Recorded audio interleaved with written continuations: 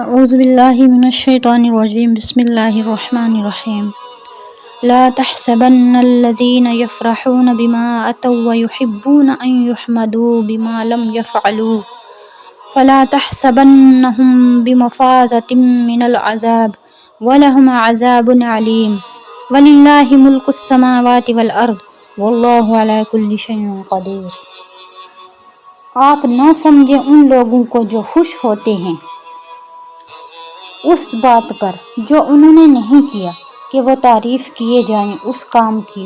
جو کام انہوں نے نہیں کیا، بس نہ سمجھیں آپ ان کو کہ وہ چھوٹ جائیں گے عذاب سے، ان کے لیے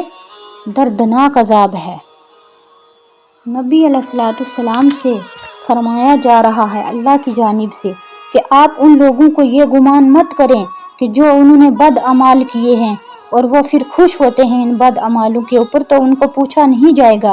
اور وہ یہ بھی سوچ رہے ہیں کہ ہم جو بد اعمال کر کے آتے ہیں ہماری ان کے اوپر بھی ہماری تعریف کی جائے، یہ نہیں کہ ہم ان کو چھوڑ دیں گے،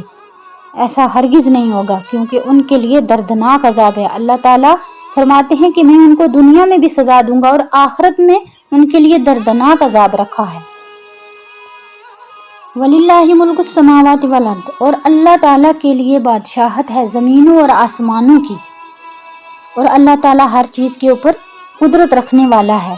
اللہ تعالیٰ فرماتے ہیں کہ بادشاہت جو ہے وہ میرے ہی لیے ہے،